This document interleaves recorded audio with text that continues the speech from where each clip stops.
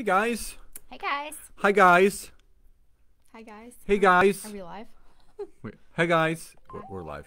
Oh. Can you do something about that? Yes. Hope everyone's having a wonderful evening. So, we wanted to come to you live tonight to go over 3 tips on providing value-added content for your target market. What? Nothing. You're just like. Nothing. Am I entertaining to you? Yes. And again, this goes for network marketers. This goes for people that have their own business. You know, I think everyone is at a point where they're struggling. I'm not sure what to post. You know, if you're in network marketing, I'm sure you're kind of fed up with all the transformations and all the product posts, and you're probably scratching your head like, what else do I do?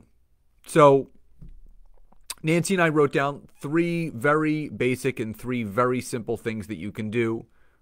If you're coming on live, please say hi in where you're coming in from. You can tag some friends, tag some teammates, share this video, because, you know, we want to help as many people as possible. So number 1 is provide value. Provide value. Right, Nancy? Yes. Provide value. So why is that important? Well, obviously, you know, I think it's most important when you're creating content to step out of your own shoes, right? And think about what your client or your future clients really want to know and hear about. And providing value, I mean, again, a lot of people are like, where do I even start? Or what do I post about or whatever? Just think back to when maybe you started your opportunity or started your business, and think about, right, the services and products and opportunity that you offer, and think about your journey, right? That's probably the easiest way to do it. I always tell my clients, I'm like, you know, you can either do it that way, or you can actually literally close your eyes, and from waking up in the morning all the way until dinner time, write down some things, right? Write down some pain points, maybe some things that your target client, you know, might experience. And we're going to talk about this a little more in the second one. But the whole point is it's a nice exercise to really get you thinking, what types of things should you be posting about to provide value and maybe offer solutions for the problem or thing that they're dealing with. So providing value is huge. I mean, those are a couple tips. The other thing that I like to do is pretend that you are literally writing a little magazine for your clients. Okay, so think about your favorite magazine. Okay, like Scott, what's one of your favorite magazines? Do you have a favorite magazine? I don't read magazines. Okay. Sports Illustrated? Okay. That's a magazine. Right. So what types of things are in a Sports Illustrated, right? It's not just pictures of sports people, right? Like, can you give me some examples of some other things in Sports Illustrated? Advertisements. Okay. You're not really helping me here. There's... Okay. Well, anyway, so there's articles, right? There's really neat things for people who read Sports Illustrated who they might be interested in, right? Like like a simple workout for whatever, right? It might have products some for stories, men. Right? Products for men. Shaving. Like different things, right? That might appeal to that person reading the magazine. So that's what I want you to think about. I mean, it was a little tough for Scott to do, but literally, like, think about the magazine that your potential client or future team member or whatever, you know, would be reading, and what are they interested in. You know, I quite honestly, like, I love reading entertainment. I like reading People. Like, I like reading those types of magazines. Us Weekly, you know, or who wore it better. You know, I'll throw in like a style or something like that. But my whole point is when you open this magazine, it's not just one thing, right? You're not just like, hey, it's Nancy, and every day posting a picture of yourself with a selfie of yourself and what. That's not going to do it, right? Before and after pictures in their face all the time is not going to do it, right? People want to go there and they want to be provided value. So it could be some educational content, could be some inspirational content. You know, there's some magazines that give you, you know, like some tips on how to style, like lots of different things. So think about that, right? Providing value, and what kind of magazine do you want to create for your people? And now number 2 is speak to their pain points. And why this is important is because when you can speak to someone's pain point, you're putting yourself in their shoes. Where were you before you said yes to your opportunity or to your business? You know, what are the things that you were struggling with? What were you having problems with? What has improved since? So really speaking to that person's pain, acknowledging where they are and where they want to get to, but allowing you to take them on that journey through you.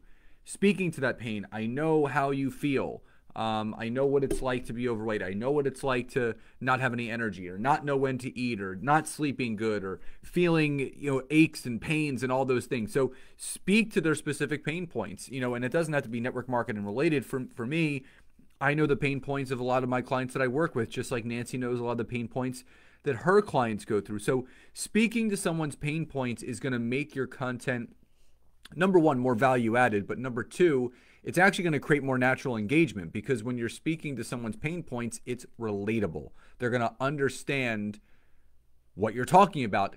I posted something earlier today, simply said, never forget your self-worth. And again, it's a reminder. I know the pain that a lot of my clients go through. They struggle with their own worth, and they don't think that they're worth it, and they don't have any value. So when you speak to that pain point, it's going to bring in some natural engagement. Yep. Okay. All right. Third and final.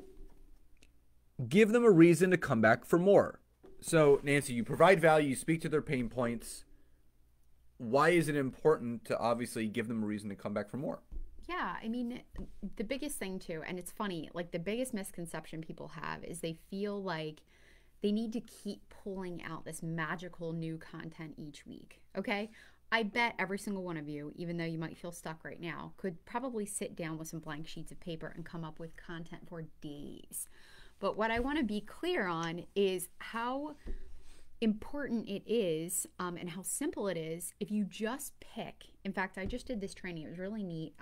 It was somebody out there, I cannot remember her name, but she does this really cool content program.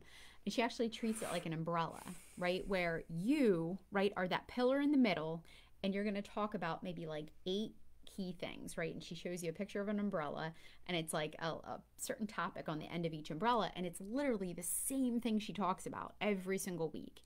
And so for you guys, right, you know, we already talked about providing value, speaking to the pain points, and obviously I'm talking now, like give it a reason to come back for more.